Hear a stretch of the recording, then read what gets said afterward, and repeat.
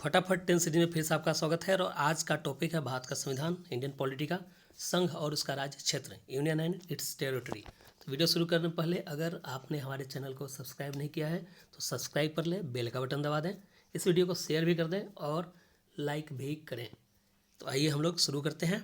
पहला प्रश्न है, भारतीय संघ के घटक राज्यों और केंद्र शासित प्रदेशों का उल्लेख संविधान की किस अनुसूची में है? ए प्रथम अनुसूची, द्वितीय अनुसूची, तृतीय अनुसूची और चौथी अनुसूची। तो इसका सही उत्तर होगा ए प्रथम अनुसूची। अगला प्रश्न, राज्यों के पुनर्गठन से संबंधित शक्ति किसे प्राप्त है? ए संसद को, बी राज्य की विधानसभा को, सी संसद और राज्य विधानसभा को संयुक्त रूप से, डी अंतर्राज्यीय परिषद की सलाह पर संसद को। तो इसका सही उत्तर होगा ए संसद को। अगला प्रश्न, किसी राज्य के क्षेत्र, सीमा या नाम में परिवर्तन के संबंध में निम्नलिखित कथनों से कौन गलत है? आपको बताना है कि कौन सा कथन गलत है। ए संसद किसी राज्य के क्षेत्र, सीमा और नाम में परिवर्तन करने के लिए अधिकृत है। बी इस आशय का कोई अध्यादेश राष्ट्रपति की पूर्व मंजूरी के बिना संसद में पेश नहीं किया जा सकता है। सी मंजूरी देने से पूर्व राष्ट्रपति अध्यादेश को संबंधित राज्य के विधानमंडल का मत जानने के लिए भेजेगा। और डी संबंधित राज्य विधानमंडल का मत राष्ट्रपति पर बाध्यकारी होगा। तो इसमें जब भी किसी राज्य के क्षेत्र, सीमा या नाम में परिवर्तन का से संबंधित कानून बनाया जाता है तो इसके लिए जो अधिकृत संस्था है वो है भारत की का संसद।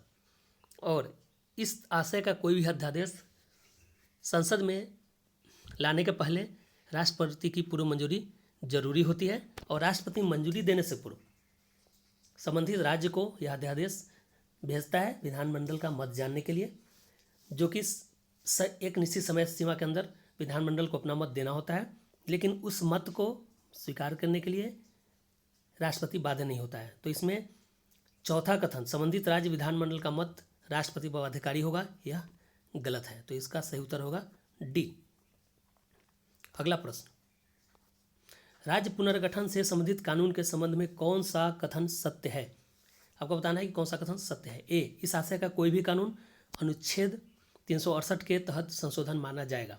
बी इस आशय का कोई कानून संसद के विशेष बहुमत से ही पारित किया जा सकता है। सी इस तरह के कानून का संबंधित राज्यों के विधानमंडलों द्वारा साधारण बहुमत से पारित होना चाहिए। डी इस आशय का कानून संसद के सामान्य बहुमत से और साधारण विधायी प्रक्रिया द्वारा पारित किया जा सकता है। तो राज्य पुनर्गठन से संबंधित कानून संविधान संशोधन के अंतर्गत नहीं आता है। इस आशय का कानून संसद के समान बहुमत से और साधारण विधायी प्रक्रिया द्वारा पारित किया जा सकता है। इससे राज्य के विधानमंडलों द्वारा पारित होना जरूरी नहीं है। तो इसका सही उत्तर होगा डी।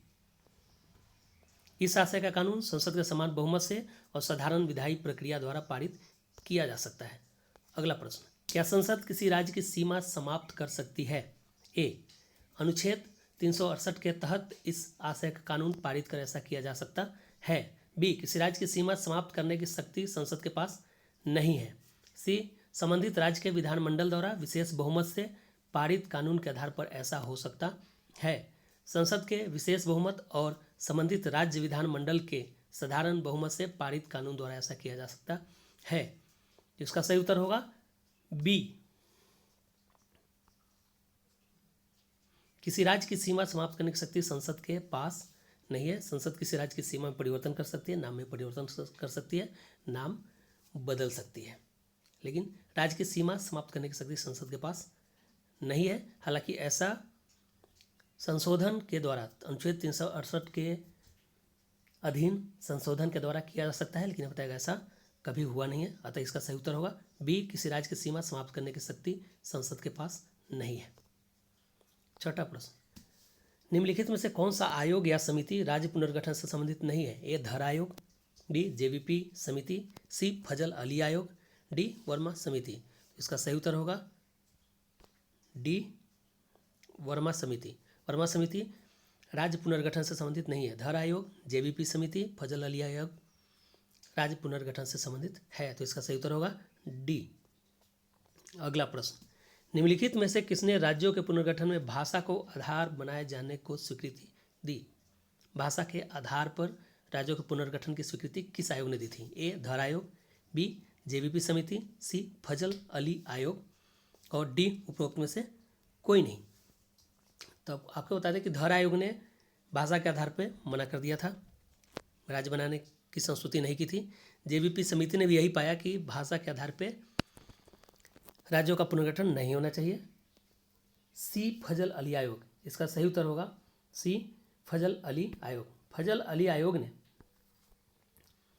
कहा था कि भाषा के आधार पर राज्यों का पुनर्गठन किया जाना चाहिए, लेकिन एक राष्ट्र एक राज्य एक भाषा के सिद्धांत को इस आयोग ने नकार दिया था कि एक राज्य में एक ही भाषा हो, इस सिद्धांत पे राज्यों का पुनर्गठन नहीं होना चाहिए। हालांकि भाषा को राज्य के पुनर्गठन का आधार बनाया जा सकता है। तो सही उत्तर होगा सी फजल अली आयोग। 8वां प्रश्न, निम्नलिखित में से किसे जनमत संग्रह के आधार पर भारत में शामिल कर लिया गया? ए हैदराबाद, बी जूनागढ़, सी कश्मीर, डी उपरोक्त में से कोई नहीं। हैदराबाद को पुलिस कार्रवाई के तहत भारत में शामिल किया गया था। बी जूनागढ़ को जनमत संग्रह के आधार पर भारत में शामिल किया गया था। और सी कश्मीर को विलय पत्र पर हस्ताक्षर कराकर भारत में शामिल किया गया था। इसका सही उत्तर होगा बी जूनागढ़। जूनागढ़ को जनमत संग्रह के आधार पर शामिल किया गया था, बी। 9वां प्रश्न, वर्तमान में भारत संघ में कितने राज्य और संघ शासित क्षेत्र हैं? ए 28 राज्य 8 संघ शासित क्षेत्र, बी 29 राज्य और 8 संघ शासित क्षेत्र, सी 27 राज्य और 9 संघ शासित क्षेत्र, डी 29 राज्य और 9 संघ शासित क्षेत्र। तो इसका सही उत्तर होगा ए 28 राज्य और 8 संघ शासित क्षेत्र।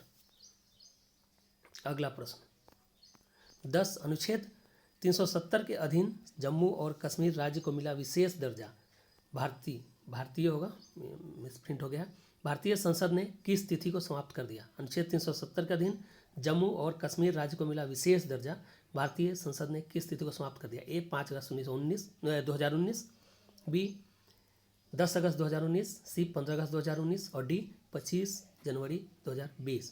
तो इसका सही उत्तर होगा ए 5 अगस्त 2019। 5 अगस्त 2019 को भारतीय संसद ने अनुच्छेद 370 के अधीन जम्मू और कश्मीर राज्य को मिला विशेष दर्जा समाप्त कर दिया और जम्मू और कश्मीर और लद्दाख को अलग अलग संघ शासित प्रदेश में बदल दिया गया।